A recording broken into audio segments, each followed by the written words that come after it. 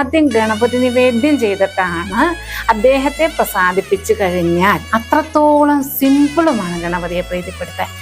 ലംബോദരനാണ്, വലിയ ഉദരമൊക്കെ ഉള്ളയാളാണ്. കുട്ടികൾക്ക് സുബ്രഹ്മണ്യനും ഉണ്ട്, ഗണപതിയുണ്ട്. ഈ കുട്ടികൾക്കൊന്നും എന്റെ വലുപ്പം അറിയില്ലല്ലോ. അതൊക്കെ കാണിക്കാൻ വേണ്ടിയിട്ടാണ് ഈ വിരുന്നിന് ക്ഷണിക്കുന്നത്.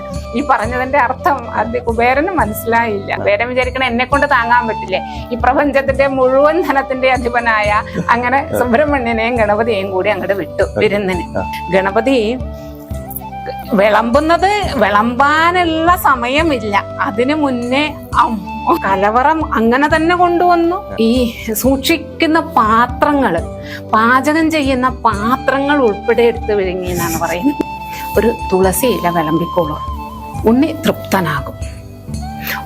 തിരിച്ചോടി. മനസ്സറിഞ്ഞുള്ള ഒരൊറ്റ വിളി കൊണ്ട് ഭഗവാൻ പ്രസാദിക്കും. ഗണപതിയും അംബാനിയും. ടീച്ചറെ നമസ്തേ. നമസ്തേ.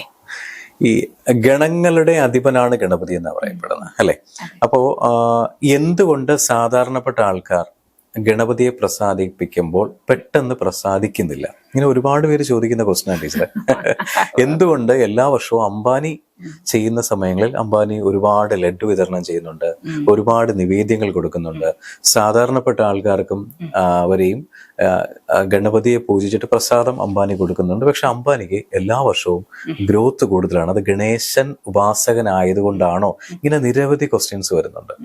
അപ്പോ ഒന്ന് ഗണപതിയെ പറ്റി ഒന്ന് പറയാമോ? തീർച്ചയായിട്ടും. ഈ വിഘ്നേശ്വരനാണ്, ഗണപതിയാണ്, ഗണങ്ങളുടെ അധിപനുമാണ്. ഗണപതി എന്നുള്ള പേരോളം നമ്മൾ ഉപയോഗിക്കുന്നതാണ് വിഘ്നേശ്വരൻ.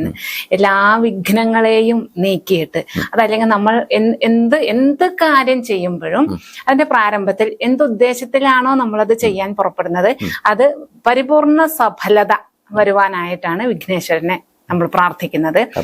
അതുപോലെ തന്നെ നമ്മുടെ സനാതനമായ എല്ലാ കാര്യങ്ങളിലും ആദ്യം ഏത് തരം പൂജയായിക്കോട്ടെ, ഹോമമായിക്കോട്ടെ, യാഗം, യജ്ഞം, എല്ലാത്തിനും, അതുപോലെ ഒരു ക്ഷേത്ര പൂജയായാലും നമ്മുടെ വീടുകളിലുള്ള പൂജയായാലും ആദ്യം ഗണപതി നിവേദ്യം ചെയ്തിട്ടാണ് അദ്ദേഹത്തെ പ്രസാദിപ്പിച്ചു കഴിഞ്ഞാൽ ബാക്കിയെല്ലാം കൃത്യമായിട്ട് നടന്നുകൊള്ളും. നമ്മുടെ ഉദ്ദേശത്തിനനുസരിച്ചിട്ട്, ലക്ഷ്യത്തിനനുസരിച്ചിട്ട് യാതൊരു തടസ്സങ്ങളും ഇല്ലാതെ അത് പൂർത്തിയാകും എന്നുള്ളൊരു സങ്കല്പമാണ്. അപ്പോ ഗണപതിയുടെ ഉത്ഭവവുമായിട്ട് ബന്ധപ്പെട്ടിട്ട് തന്നെ അങ്ങനെയാണ്.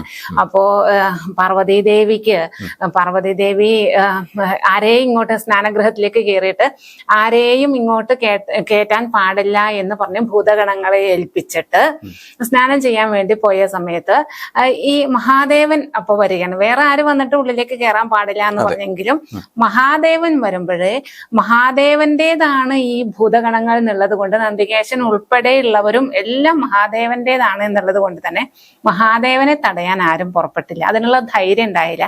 മാത്രമല്ല ഇപ്പം ഭഗവാൻ എന്ന് പറയുന്നത് ദേവിയുടെ ഭർത്താവാണല്ലോ എന്നുള്ള ഒരു ഇളവ് കൂടി അവിടെ കൊടുത്തിട്ട് മഹാദേവനകത്തേക്ക് ചെന്നു എന്നാണ് പറയുക.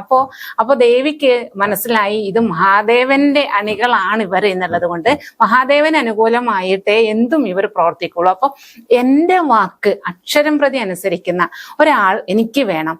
അത് അമ്മമാര് എന്നുള്ള നിലയ്ക്ക് മക്കളോളം വിശ്വാസം മറ്റൊരാളെ ഇല്ല. അവരെന്ത് തന്നെ കാണിച്ചാലും ശരി പിന്നെയും അവരെ തന്നെയാണ് വിശ്വസിക്കുക. അങ്ങനെയാണ് ഗണപതിയെ സൃഷ്ടിക്കുന്നത് എന്നും ഗണപതിയെ കാവൽ നിർത്തി എന്നും ഒക്കെയാണ് കഥ.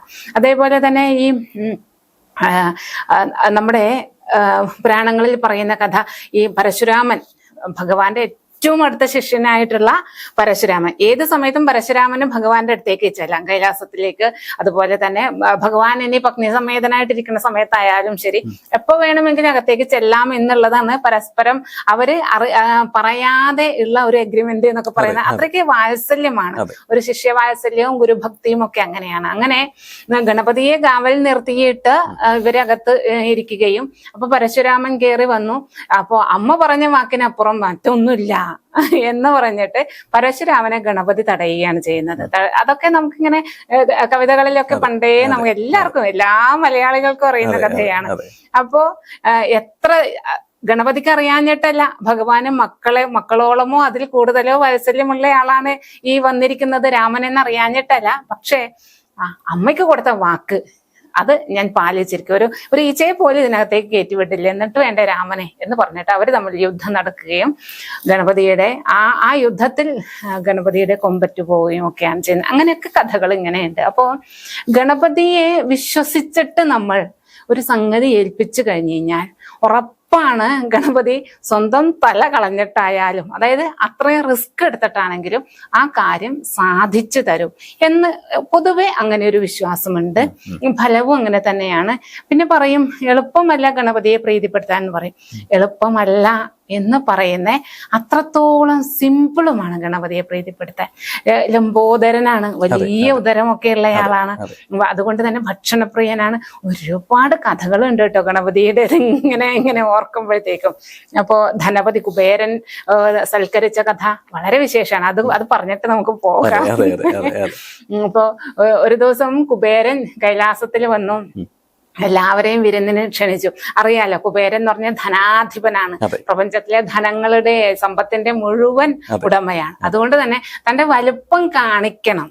അപ്പൊ ഇതൊക്കെ കുട്ടികളല്ലേ, ഭഗവാൻ അറിയാം, പാർവതിക്ക് അറിയാം, സംഗതിയൊക്കെ ശരി തന്നെയാണ്. ഈ കുട്ടികൾക്ക് സുബ്രഹ്മണ്യനും ഉണ്ട്, ഗണപതിയുണ്ട്, ഈ കുട്ടികൾക്കൊന്നും എന്റെ വലുപ്പം അറിയില്ലല്ലോ എന്നൊക്കെ പറഞ്ഞിട്ട് അതൊക്കെ കാണിക്കാൻ വേണ്ടിയിട്ടാണ് ഈ വിരുന്നിന് ക്ഷണിക്കുന്നത്.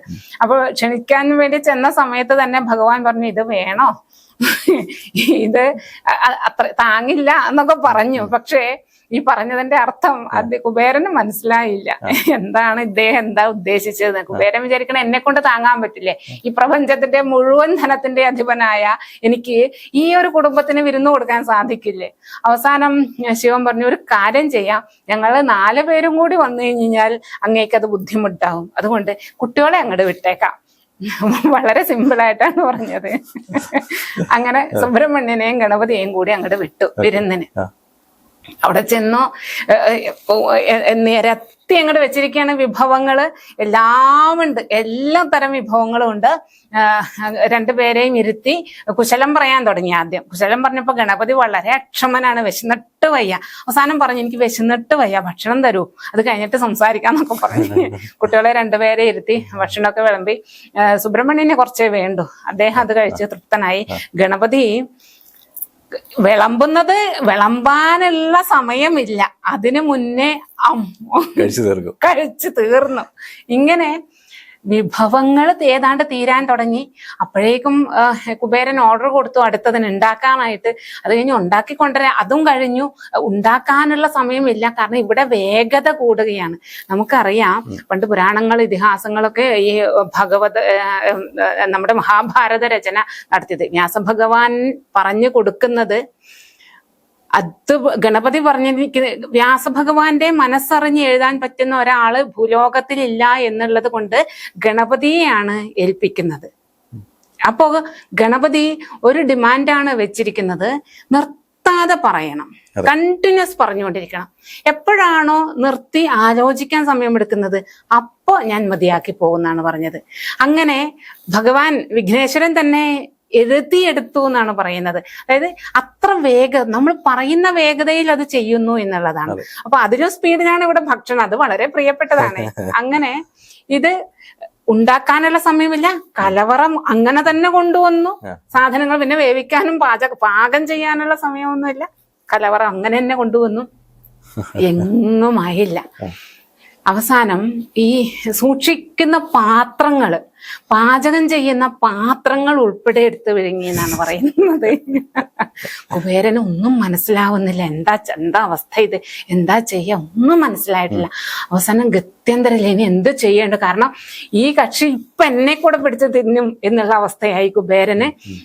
ഓടി കൈലാസത്തിൽ ചെന്നു ഭഗവാനെ. അപ്പോഴാണ് കാര്യം, ഈ ഓട്ടത്തിന്റെ ഇടയിലാണ് കാര്യം പിടികിട്ടുന്നത്.